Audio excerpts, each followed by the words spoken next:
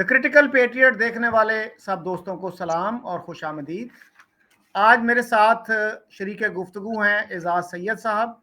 Ejaz Syed senior journalist हैं और ये अलकायदा पे एक किताब भी लिख चुके हैं। अफ़गानिस्तान में जब ये तालिबान ने टेक ओवर किया तो ये उस वक्त काबुल में मौजूद थे। इनसे अफ़गानिस्तान के बारे में भी बात करेंगे और अभी जो न्यूजीलैंड की टीम ने जो दौरा कैंसिल किया है पाकिस्तान का, उसके हवाले से भी गुफ्तगू करेंगे। और सबसे पहले हम उसी से शुरू करते हैं।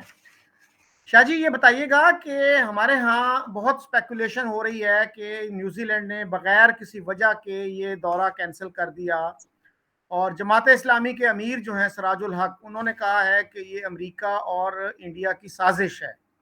तो आपके पास क्या मालूमात हैं? क्या आपकी क्या अंडरस्टैंडिंग है, क्या वजह बनी? शकील साहब, मामला ये है कि जब हम किसी बात की कोई अक्सर दलील नहीं दे पाते तो हम इसे साजिश करार दे देते हैं। हम जिन मुल्कों से डील कर रहे हैं, मिसाल के तौर पर न्यूजीलैंड की क्रिकेट टीम की बात कर लें या न्यूजीलैंड की बात कर लें, वो अपने शहरियों और अपने लोगों के बारे में बड़े मुहतात होते हैं, उनकी बड़ी केयर करते हैं। बात इस जो न्यूजीलैंड की टीम है, इसने दौरा मनसूख किया, ये कोई मामूली बात नहीं है। मैं इसके पस मंजर में सिर्फ 2 वाक़यात आपको बताना चाहता हूँ जो रिकॉर्ड के ऊपर मौजूद हैं। एक वाक़े में मैं बराह रास्त मेरे पास मालूमात आई। ये 20-21 अगस्त की बात है। जो कालदम तहरीक तालिबान है, कालदम तहरीक तालिबान पाकिस्तान, उसके साबिक तर्जुमान हैं एहसानुल्लाह एहसान।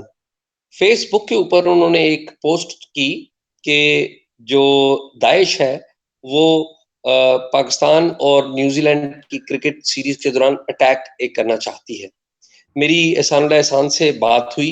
एहसानुल्लाह एहसान ने बताया कि दाइश अटैक ये करना चाहती है। पोस्ट में उन्होंने खुल के नहीं लिखा था कि कौन सी जमात है, लेकिन जब बातचीत हो रही थी हमारी तो उन्होंने बताया कि ये दाइश करना चाह रही है। बाद जहाँ ये मामला किसी भारतीय टैबलॉइड में भी छपा, शाया हुआ, और जाहिर है पाकिस्तान के हवाले से कोई भी खबर जब इंडियन टैबलॉइड में शाया होगी तो जिस तरह से आपको पता है इंडियन जो मीडिया वो करता है, उस तरह किया गया।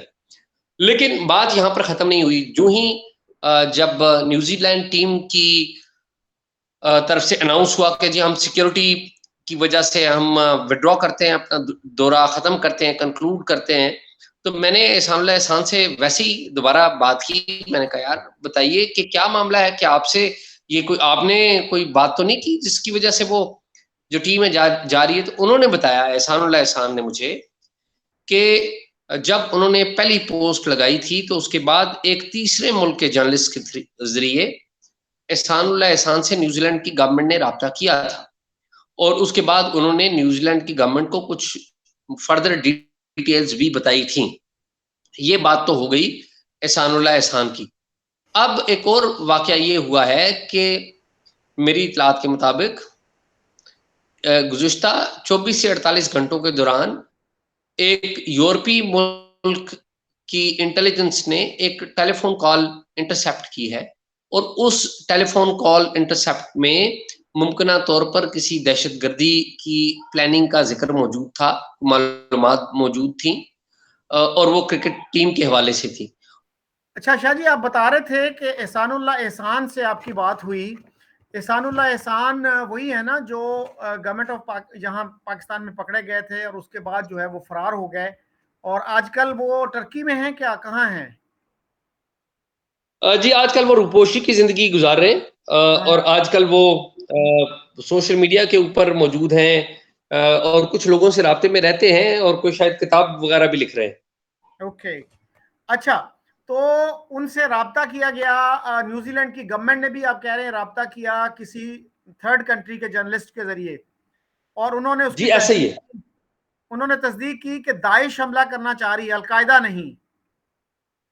जी ये बिल्कुल ऐसे ही हुआ। ओके। अच्छा, तो अभी ये बताइएगा कि आपके इल्म में है कि अफगानिस्तान के हवाले से हमारे इंफॉर्मेशन मिनिस्टर फवाद चौधरी साहब ने कहा है कि इस वक्त अफगानिस्तान सबसे बड़ा इशू है। तो अफगानिस्तान अब बड़ा इशू कैसे बन गया? यहाँ पे तो बड़े खुशी के शादियाने बजाए जा रहे थे कि अफगानिस्तान में गुलामी की जंजीरें तोड़ दी गई हैं, अब क्या हुआ? ہوا یہ ہے شکیل صاحب کہ پاکستان کے جو سردی علاقے ہیں افغانستان کے ساتھ، آپ کو پتا ہے کہ 1600 میل لمبی ہماری ایک سرحد ہے افغانستان کے ساتھ. ڈیورن لائن کا جو یہ علاقہ ہے، وہاں پر کالعدم تحریک طالبان کی طرف سے جو کارروائیاں ہیں وہ بڑی شدت اختیار کر گئی ہیں، اور ٹارگٹ کیا جا رہا ہے پاکستان کے لوگوں کو اور پرٹیکولرلی پاکستان کے سیکیورٹی اداروں کو. اب یہ جو صورتحال ہے یہ اہم ہے اس لیے کہ جو طالبان ہیں وہ اعلان کر چکے ہیں اور وہ کہہ چکے ہیں کہ وہ ٹی ٹی پی کو اور کسی بھی جماعت کو پاکستان کے اندر کارروائی کرنے کی اجازت نہیں دیں گے. لیکن جب سرحدی علاقوں کا معاملہ آتا ہے تو وہ اسے پاکستان کے اندر کا معاملہ نہیں سمجھتے. تو یہ ایک پرابلم ہے، ایک سچویشن ہے، اور یہ سچویشن جڑی ہوئی ہے طالبان کے پاکستان کے سرحدی علاقوں اور پاکستان اور افغانستان کے درمیان جو سرحد ہے، ڈیورن لائن جسے کہتے ہیں، اس کے بارے میں طالبان کے موقف کے ساتھ. اور طالبان کا بھی ایگزیکٹلی وہی موقف ہے جو اشرف غنی رجیم کا موقف تھا. یہ افغانستان کا ایک قومی موقف ہے جس کے اوپر طالبان وہی رویہ اپنائے ہوئے ہیں جو ماضی کی حکومتیں اپنائے رکھی ہیں. اچھا، ہمارے صدر جو ہیں عارف الوی صاحب، انہوں نے بھی کچھ ایسی انڈیکیشن دی ہیں کہ تحریک طالبان پاکستان کو معافی دی جا سکتی ہے، جنرل ایمنسٹی جس کو کہتے ہیں. ہمارے وزیر خارجہ نے بھی کچھ اس طرح کے اشارے دیے، لیکن تحریک طالبان پاکستان والے تو کہتے ہیں جی ہم نے تو کوئی غلطی نہیں کی، معافی کس بات کی؟ معافی تو تب ہوتی ہے اگر کسی نے کوئی غلطی کی ہو، تو ہم نے تو کوئی غلطی نہیں کی، ہم تو اسلامی نظام چاہتے ہیں. اس چیز کو آپ کیسے دیکھتے ہیں؟ دیکھیے کہ حکومت، میری اطلاعات کے مطابق جب میں پہلی دفعہ افغانستان گیا تھا حالیہ اسپیل میں، تو اس وقت مجھے پتا چلا تھا کہ ٹی ٹی پی کے ساتھ حکومت پاکستان کوئی بیک ڈور مذاکرات کر رہی ہے، اور یہ وہی بیک ڈور مذاکرات کا ہی نتیجہ ہے اور نئی افغانستان کی صورتحال کا نتیجہ ہے کہ حکومت پاکستان کی طرف سے یہ ایک پبلکلی یہ پیشکش کی گئی ہے. اب سوال یہ پیدا ہوتا ہے کہ کیا حکومت پاکستان نے ان لوگوں سے، ان وکٹم سے کوئی بات کی ہے جو نشانہ بنے ہیں جو کارروائیوں کا، ان کی کارروائیوں کا؟ کیا پارلیمنٹ کی طرف سے کوئی اتفاق رائے قائم کیا گیا ہے؟ کیونکہ پارلیمنٹ پاکستان کے عوام کی یا لوگوں کی یا حکومت کی ایک نمائندہ حیثیت ہے پارلیمنٹ کی، جو کہ لوگوں کی نمائندگی کرتی ہے. اب وزیر خارجہ صاحب نے جو بیان دیا ہے یا صدر صاحب نے بیان دیا ہے، انہیں یہ بیان کس نے دینے کا کہا میرے علم میں نہیں ہے، لیکن میرے علم میں اتنی ضرور بات ہے کہ یہ بیان تو پارلیمنٹ میں ہونا چاہیے تھا. وزیر خارجہ کو چاہیے تھا کہ پارلیمنٹ کے اندر وہ بات کرتے تاکہ اس پہ ڈیبیٹ ہو، سارے لوگوں کا موقف سامنے آئے، اور پاکستان کے پارلیمنٹیرینز جو کہ عوام کی نمائندگی کرتے ہیں وہ اس کے اوپر کوئی حتمی فیصلہ کریں تاکہ جو بھی موقف اپنایا جائے وہ ایک قومی موقف ہو اور قومی موقف کے ساتھ سامنے آیا جائے، مگر ایسا نہیں ہوا. اچھا اعزاز صاحب، یہ بتائیے کہ آپ کے علم میں ہوگا کہ لال مسجد کے جو مولوی صاحب ہیں، مولوی عزیز صاحب، انہوں نے اپنے مدرسے پہ طالبان کا جھنڈا لہرا دیا تھا، اور اس کے بعد پھر وہ پولیس والوں نے وہ جا کے جھنڈا اتروایا تو انہوں نے پولیس والوں کو دھمکیاں دیں کہ ہمارے طالبان آئیں گے تو تمہیں سبق سکھائیں گے. اس سے پہلے جو ہے چند سال پہلے ان کے مدرسے کی جو اسٹوڈنٹس تھی، فیمیل اسٹوڈنٹس، انہوں نے ایک گانا بنایا تھا، وہ دف پہ گا رہی تھیں، اور وہ داعش کے جو لیڈر ہیں ابو بکر بغدادی، ان کو ویلکم کر رہی تھیں. تو اب تو طالبان کی اور داعش کی افغانستان میں بڑی دشمنی ہو گئی ہے، وہ ایک دوسرے کے لوگوں کو مارتے رہے ہیں. تو مولوی عزیز صاحب کی ہمدردیاں اب کدھر ہیں؟ وہ داعش کے ساتھ ہیں یا طالبان کے ساتھ ہیں؟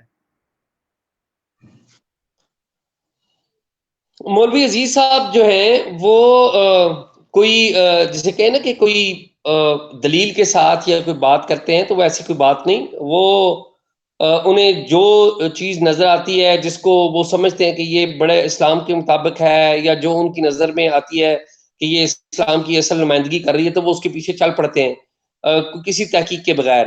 داعش کے والے سے بھی ان کے ساتھ یہی ہوا ہے. طالبان کے حوالے سے تو ان کے ذاتی تعلقات ہیں. جو افغان طالبان کے جو وفود آتے رہے ہیں پاکستان کے اندر اور کچھ یہاں پہ رہتے بھی رہے ہیں طالبان, تو وہ ان سے رابطے میں رہے ہیں اور وہ ان سے آ کے ملاقاتیں کرتے رہے ہیں. تو طالبان کے ساتھ تو ان کے ذاتی تعلقات ہیں اور طالبان ان کو بڑا پسند کرتے ہیں, کیونکہ وہ یہ سمجھتے ہیں طالبان کہ پاکستان کے دارالحکومت میں ایک ایسی جگہ ہے, ایک ایسا مولوی ہے جو ان کے حق کی بات کرتا ہے. تو طالبان تو مولوی عزیز صاحب کو بڑا پسند کرتے ہیں. اور ان کے والد صاحب کے بھی القاعدہ کے ساتھ اچھے مراسم تھے, وہ وہاں گئے بھی تھے اور یہ خبریں ہیں کہ وہ اسامہ بن لادن سے ملے بھی تھے اور غالباً انہوں نے کوئی نظم بھی لکھی تھی اسامہ بن لادن کی تعریف میں.